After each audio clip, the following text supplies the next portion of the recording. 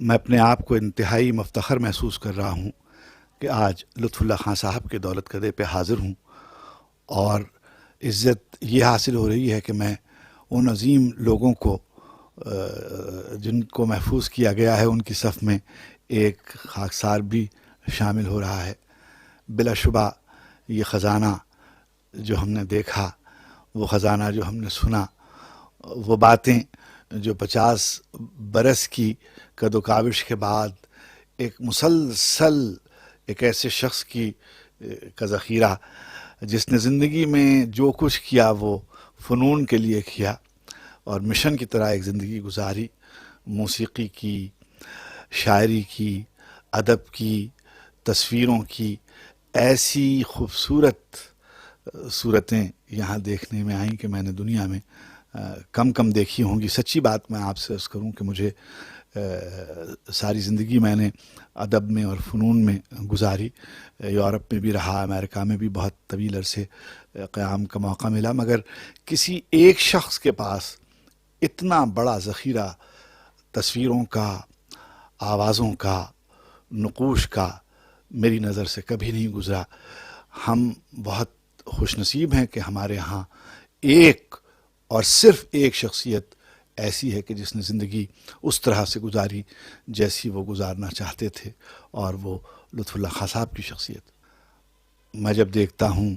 کیسے کیسے موسیقار، کیسے کیسے ادیب، شاعر، اور صحیح معنی میں جنہیں آپ کہیے کہ منتخب لوگ، وہ سب یہاں محفوظ ہیں، جس طرح سے کیٹلاگنگ کی گئی ہے، جس طرح سے تصویروں کے کیٹلاگز بنائے گئے ہیں، آوازوں کے کیٹلاگز بنائے گئے ہیں، ان کی تقسیم کی گئی ہے، ان کی درجہ بندی کی گئی ہے۔ بہت آسانی سے کوئی داخل ہو سکتا ہے اس لائبریری میں اور پتہ لگا سکتا ہے کہ کتنے راگ ہیں، کتنے گھنٹوں کے راگ ہیں، کس نے گائے ہیں۔ اگر آپ چاہیں راگوں سے موسیقار تک پہنچ سکتے ہیں، گلوکار تک پہنچ سکتے ہیں، گلوکار کے ذریعے وہاں تک پہنچ سکتے ہیں۔ سازوں کا، انسٹرومنٹل میوزک کا اتنا بڑا ذخیرہ یہاں موجود ہے۔ میں نے ریڈیو پاکستان میں بڑے عرصے تک کام کیا ہے، اور مجھے اس کی جو سینٹرل پروڈکشن یونٹ ہم جس کو کہتے ہیں، اس کے ذخیرے کو دیکھنے کا موقع ملا ہے، اور ان لوگوں کے ساتھ کام کرنے کا اور نیازمندی کا شرف حاصل رہا جنہوں نے ریڈیو پاکستان میں بہت بنیادی نوعیت کا کام کیا تھا۔ میرے زمانے میں جب میں پاکستان حاضر ہوا تو ظفر صاحب تشریف رکھتے تھے، حمید نسیم صاحب تھے، سلیم گیلانی صاحب تھے، ذوالفقار بخاری صاحب حیات تھے، مگر جو کام ایکسٹرنل سروسز کی وابستگی کے زمانے میں نے دیکھا، سینٹرل پروڈکشن یونٹ میں بہت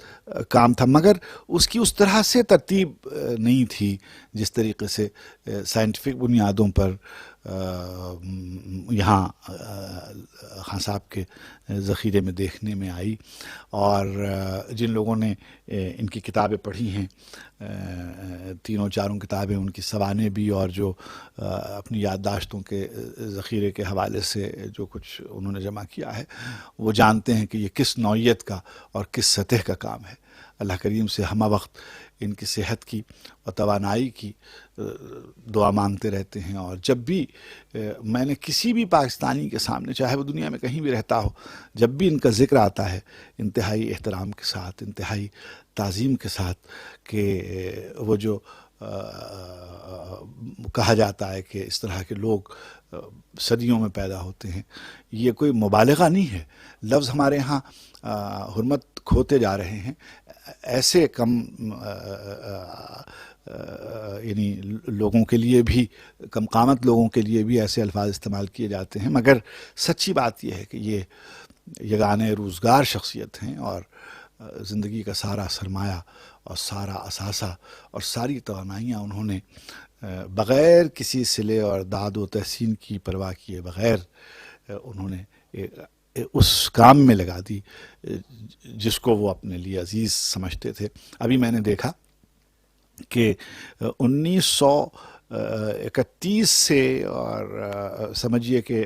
انہوں نے موسیقی سے دلچسپی لینی شروع کی، تو اس کا سرٹیفکیٹ جب انہوں نے 2 گھنٹے کا ایک میوزیکل کانسرٹ کیا، تو اس کا مطلب یہ ہے کہ کم از کم 1925 سے یہ موسیقی سے دلچسپی اور لگن اور انہماک ان کا شروع ہوا تھا. اتنا طویل سفر اور بے نیازانہ اور ایک خلوت کی زندگی گزاری، اور اس کو ابھی تک زندگی کے اس مرحلے میں بھی اسی وزاداری کے ساتھ، اسی طرح کمامیزی کے ساتھ، اسی طرح جیسے مشن کے لوگ گزارتے ہیں بے نیازانہ، یہ کچھ انہی کا شیوا ہے. یہ ہمارے ہاں ایک